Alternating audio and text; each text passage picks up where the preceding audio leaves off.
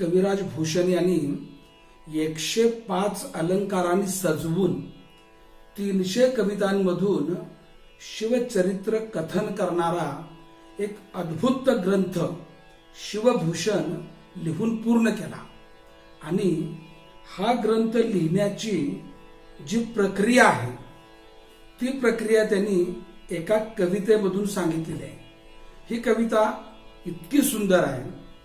आत्ताच्या ज्या आधुनिक काळामध्ये मेंटल टफनेस आणि पर्सनॅलिटी डेव्हलपमेंट शिकवणारे जे मोटिवेशनल स्पीकर असतात ते आपल्याला जे सक्सेस मंत्रा शिकवतात ते सक्सेस मंत्रा म्हणजेच कविभूषणांची ती कविता आहे. आज आपण ती कविता बघणार आहोत. आता ही कविता अधिक चांगली समजण्यासाठी हा उत्तर हिंदुस्थानातील महाकवी कविराज भूषण यांना शिवाजी महाराजांच्या बद्दल एवढी आवड, एवढी भक्ती, एवढं प्रेम, एवढं भरभरून लिहिण्याची उर्मी कशी काय कुठून आली हे जर आपण पाहिलं तर ही कविता खूप चांगली समजेल. कविराज भूषण ज्यावेळी उत्तर हिंदुस्थानात होते त्यावेळेस दिल्लीच्या तख्तावरती राज्य करत होता औरंगजेब. औरंगजेबाने आपल्या पूर्वजांचं प्रजेशी प्रेमानं वगैरे वागण्याचं सगळं ब्रीद सोडून देऊन अत्याचाराचा कळस गाठला होता. म्हणजे त्याचं धर्मवेड अगदी टोकाला गेलं होतं. कविभूषणांनी त्यावेळची जी विदारक परिस्थिती आहे ती जवळजवळ 20-25 कवितांमधून अत्यंत म्हणजे अगदी हृदयद्रावक पद्धतीने ती मांडलेली आहे. कविभूषण म्हणतात, देवल गिरावते फिरावते निशान आली, ऐसे डूबे राव राने सभी गए लब की, गौरा गणपती आप औरों को देत ताप, अपनी बार सब मारी गए दब की. म्हणजे ते म्हणतात सगळी देवळे पाडली, तीर्थक्षेत्रे मोडली, सगळे देव पळून गेले औरंगजेबाच्या समोरून. पुन्हा एकदा ते लिहितात, कुंभकर्ण असुरावतारी औरंगजेब, किन्नी कत्ल मथुरा, दोहाई फेरी रब की, खोदी डारे देवी देव, खोदी डारे देवी देव, सहर महल्ला बाके, लाखन तुरुक किन्ने. असा थोडा पुढं पाडा वाचलेला आहे. म्हणजे लाखात सगळे मुसलमान करून घेतले. जे मुस्लिम धर्म स्वीकारायला नकार देत आहेत त्यांच्या सगळ्या कत्तली आरंभलेल्या आहेत. तर औरंगजेबानं अतिशय भयानक परिस्थिती करून टाकलेली आहे. आणि अशा स्थितीमध्ये कविराज भूषणांना हिंदुस्थानामध्ये एक राजा दिसत होता की जो या औरंगजेबाशी धर्मरक्षणासाठी आणि आपल्या जनतेच्या रक्षणासाठी अगदी डंका फुंकून लढत होता. आणि ते राजे म्हणजे शिवाजीराजे. म्हणून त्यांना शिवाजीराजांविषयी एवढं प्रेम, एवढी भक्ती आहे. ते म्हणतात, चक्रवर्ती चकता चतुरंगिनी चारिव चापी लैदसी चक्का, भूप दरीन दुरे बरी भूषण एक अनेकन बारिदी नक्का, औरंग शाही सो शाही के नंद लर्यो, शिवशाही बजाय के डंका, सिंह के सिंह चपेट सहे, गजराज सहे गजराज को धक्का. म्हणजे या औरंगजेबाच्या समोरून सगळे उत्तर हिंदुस्थानातले राजे दरीखोऱ्यातनं लपून बसलेले आहेत, पळून गेलेले आहेत. पण एक हिंदुस्थानात असा राजा आहे की जो डंका फुंकून लढतो आहे. औरंगजेब जरी हत्ती असला तरी ते प्रति हत्तीच आहेत. औरंगजेब जरी सिंह असला तर ते प्रति सिंहच आहेत. तर इतकं कौतुक शिवाजीराजांच्या बद्दल या कविभूषणांना आहे. या दरबारामध्ये समारंभावरती औरंगजेबाचा जो समारंभ होता त्या समारंभावरती लाथ मारून बाहेर पडणारे शिवाजीराजे, त्यानंतर ते पुन्हा चौकी पायऱ्यात अडकले त्यावेळी देखील ते त्या चौकी पायऱ्यातून निघून गेले.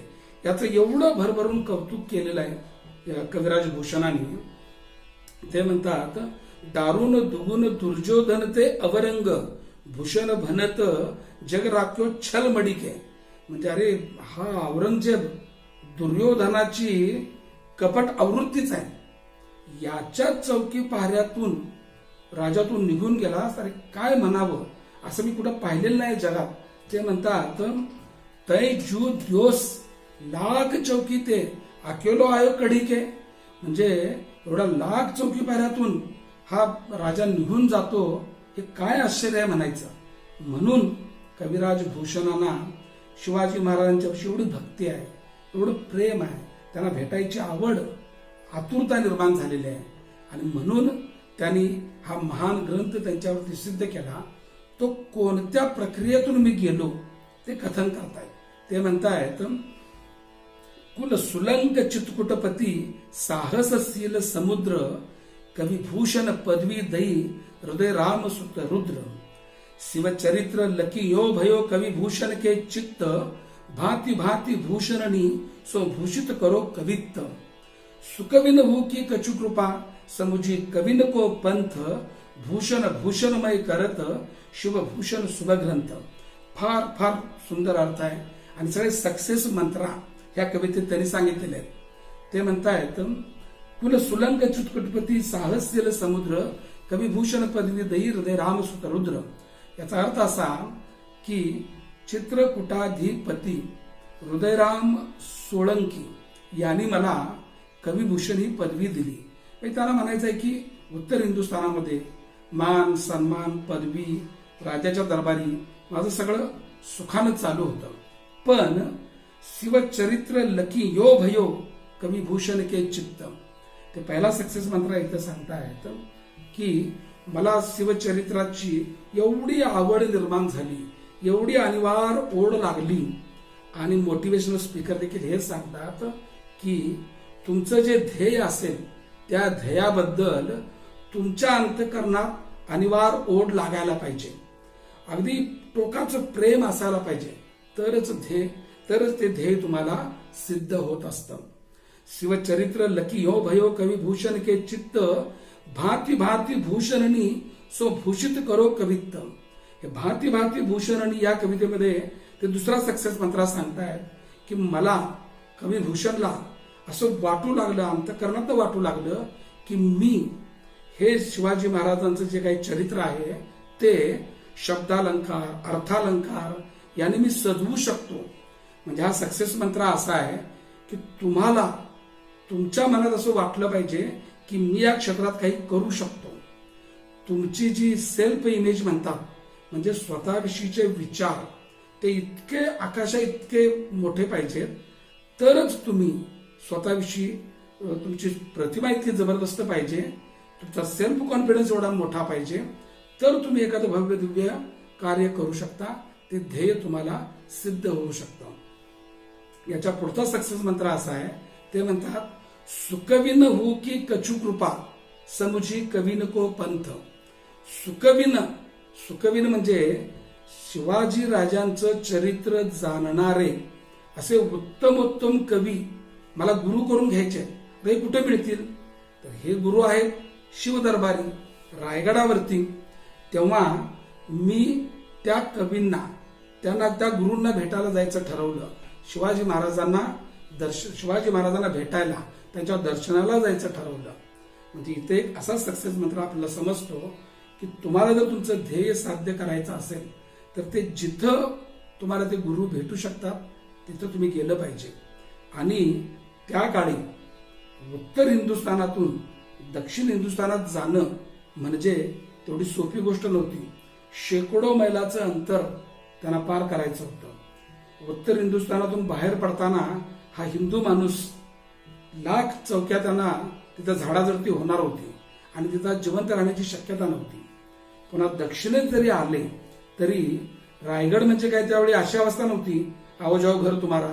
ती स्वराज्याची राजधानी होती. रायगडाच्या आजूबाजूला शिवाजी महाराजांची माणसं कोणाला फिरकू देत नव्हती. तेव्हा पुन्हा त्या रायगडावरती प्रवेश मिळणं, पुन्हा शिवदरबारी प्रवेश मिळणं, पुन्हा त्या गुरूंनी आपल्याला स्वीकारणं, एवढ्या अनंत अडचणी ध्येय सिद्ध करताना येणार होत्या. पण ह्या अडचणी येणार आणि त्या पार करायची तुमची क्षमता पाहिजे, तुमची तशी मानसिकता पाहिजे. हा सक्सेस मंत्र इथं सांगतात. आणि पुढचा एक शब्द अतिशय महत्वाचा आहे, सुकविन हु की कछु कृपा. म्हणजे या मी सगळे केलं, मी त्या गुरूंच्या पायाशी गेलो, पण त्यांनी माझ्यावर केवढी कृपा केली, कछू कृपा. म्हणजे अगदी थोडंसं मला मार्गदर्शन दिलं आणि बाकीचं त्यांनी मला सांगितलं की 25-30 वर्षे आम्ही सगळं शिवाजी महाराजांच्यावर लिहिलेलं आहे, हे बसा, वाचून काढा, समजून घ्या आणि मग आपल्याला काय लिहायचं ते लिहा. आणि ते म्हणतायत की सुकविन हो की कछु कृपा, समुची कविन को पंथ, भूषण भूषणमय करत, शिवभूषण शुभग्रंथ. ते म्हणतात मी सगळं ते अभ्यास केला, सगळं वाचून काढलं, रायगडावरती मुक्कामी राहिलो, शिवाजी महाराजांचं चरित्र त्यांच्या माणसांकडून समजून घेतलं. इथे एक सक्सेस मात्र आपल्याला दिसून येतो की तुम्ही तुमचं ध्येय गाठत असताना तुम्ही कोणाशी मैत्री करता, कोणाला गुरु करता, कोणाला आदर्श मानता आणि अहोरात्र त्याचा किती ध्यास घेता, तेव्हा ते तुमचं ध्येय साध्य होत असतं. आणि कविभूषणांनी मैत्री केली ती सगळी शिवाजी महाराजांच्या सरदार मंडळींशी, गुरु केले शिवाजी महाराजांच्या दरबारी असलेले कवी, आणि आदर्श समोर ठेवला साक्षात शिवाजी महाराज. म्हणून ते म्हणतात मी हे ध्येय साध्य करू शकलो. तर इतकं सुंदर सक्सेस मंत्रा सांगणारी कविभूषणांची कविता. श्री छत्रपती शिवराय जय कविराज भूषण.